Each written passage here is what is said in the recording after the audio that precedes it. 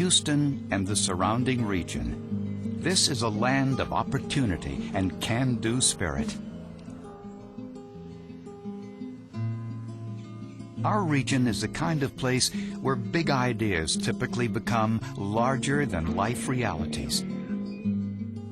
Throw any challenge our way, and we meet it head-on. But are we really ready for anything?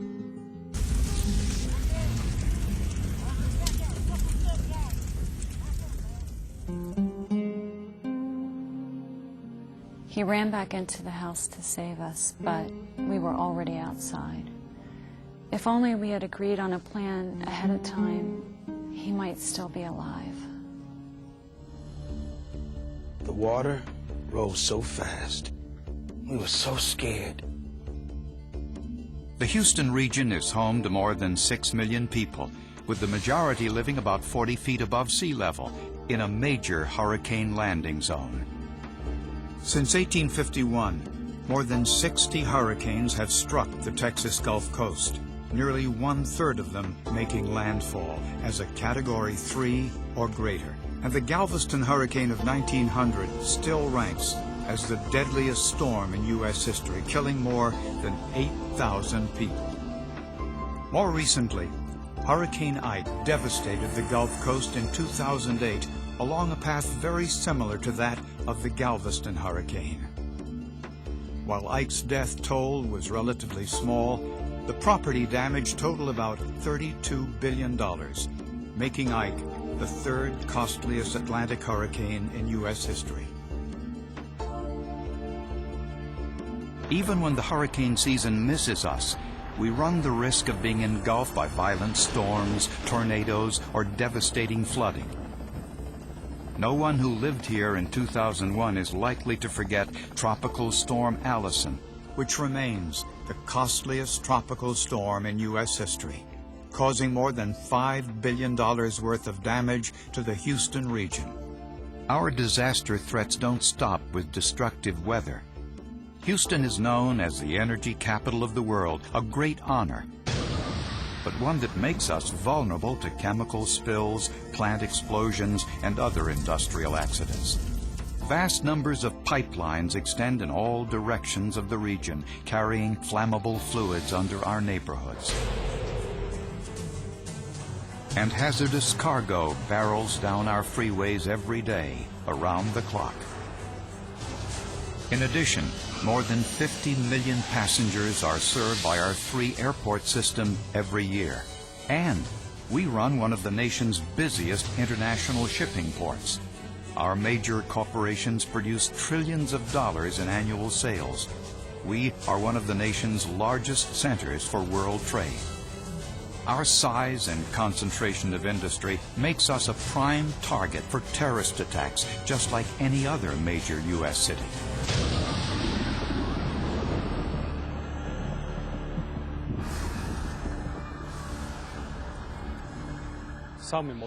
After 9/11, I realized Houston could be a target too.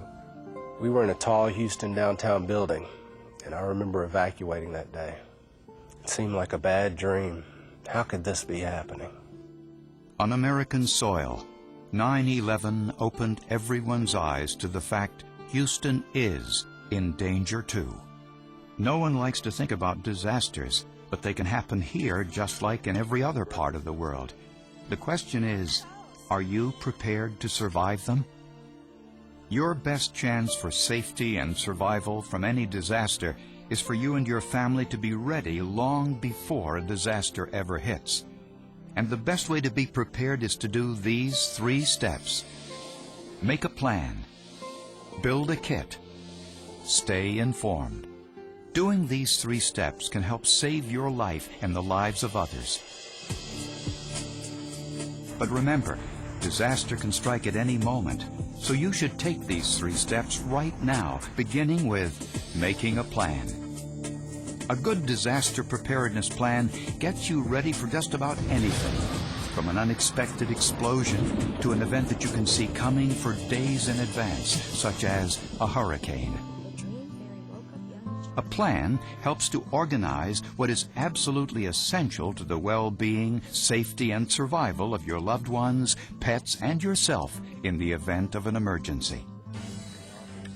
When every individual and family has a good plan in place, it allows our various government agencies to successfully put their disaster plans into action for the region as a whole. These organizations are well coordinated with each other and have planned and trained for all types of disasters. Response and recovery efforts can be slowed down when citizens are not prepared. When everyone has a plan, everyone is safer. It's important that your plan has a way to account for everyone in your family, wherever they are.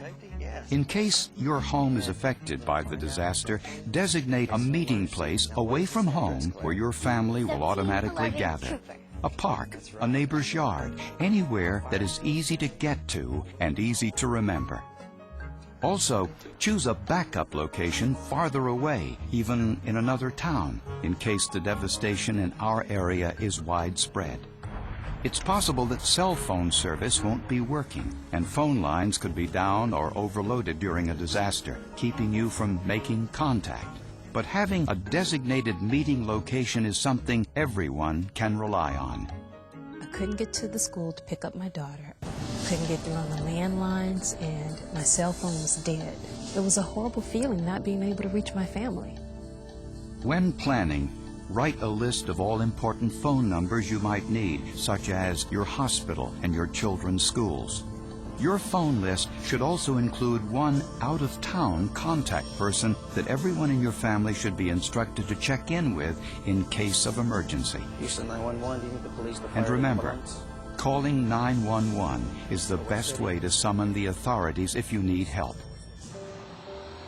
If you have kids in school, you shouldn't rush to pick them up. Schools are required to have a disaster response plan in place, and parent interference can disrupt it. Spend some time now learning the details of your school's preparation plans and specifically how to communicate during a disaster. Then, in the heat of the event, there will be no questions about what actions you should take. Many of us spend most of our day at work, so you should plan for this as well. Every commercial building is required to have a fire escape plan, but does it go any farther than that? Find out if your company is ready for disasters and what it plans to do to protect its employees. If a plan doesn't exist, urge your company to create one. If you can't get to your house, or if it is destroyed, the first priority is to take care of yourself and your family. But you also need to account for your home, your belongings, and your identity. It's a good idea to make a packet of vital documents and a video recording of all your home's contents and store it with your family's designated out-of-town contact for possible insurance purposes later. Some members of our community will need special assistance during an emergency. If you don't have access to transportation, and you are not a part of your family's or neighbor's readiness plan, then you should pre-register for transportation assistance. All you have to do is dial 211, and you should do it today. 211, how may I help you? By registering now, if an evacuation order is issued for your area, emergency management personnel will contact you to schedule your transportation. If you wait until disaster strikes, it will likely be too late to get special help. Making a plan is the critical first step in disaster readiness. There are many resources available online to help you determine what your plan should include. These can be found at www.readyhoustontx.gov. Putting a plan in place gives you clarity and peace of mind. But to be truly ready, you'll need supplies. The next step in disaster preparedness is to build a disaster kit. You should gather enough water and non-perishable packaged and canned food to last 3 to 7 days. You will need 1 gallon of water per person per day.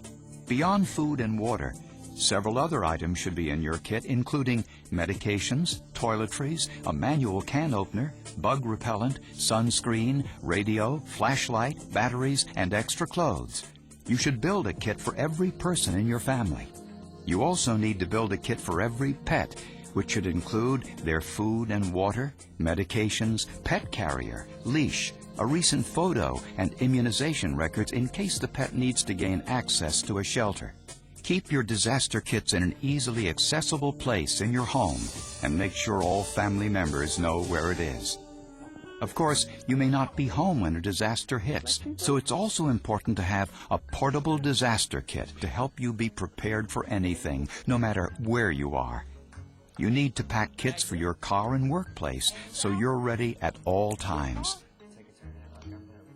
In many cases, such as a chemical emergency, you may be instructed to shelter in place. You need to be ready to protect yourself inside your dwelling, not just a kit for going, but a kit for staying. In addition to ample water and food, your home kit should include duct tape and plastic sheeting for making your home airtight, fluorescent lanterns, flashlights, batteries, portable radio, and a regular phone with a cord long enough to reach a safe room. Finally, your kit isn't complete if it isn't up to date. Set a time every 6 months to rotate fresh food, water, and medications into your supplies. A good way to remember is to do this when daylight savings time begins and ends. You can find many more details online at www.readyhoustontx.gov about what should go into your kit. You'll also find planning tools, checklists, contact numbers, and links to other government agencies throughout the region.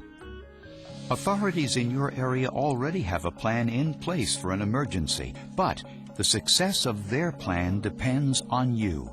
Knowing what to do and what not to do can make a huge difference, so it's important that you stay informed.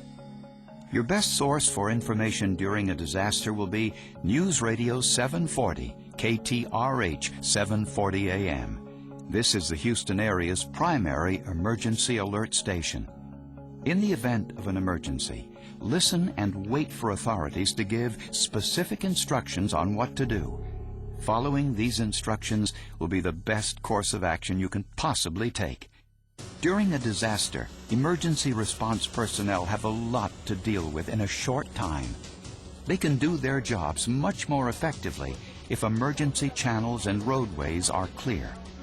You can help by staying in your home and only calling 911 if you have an immediate emergency.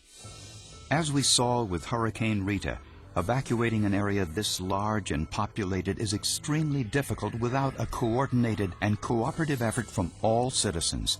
If an evacuation is ordered, do not make assumptions or take unrecommended actions. We're going to talk about an evacuation route. In the case of hurricanes, you can find out right now if you are in a storm surge evacuation zone and learn the appropriate routes and procedures for your area. Your main goal is staying informed and understanding the risks you and your family face in every situation.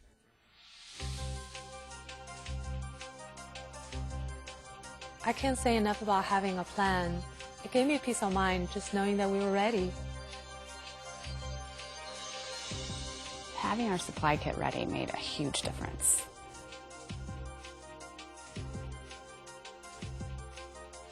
The work we have done ahead of time has made my family safer.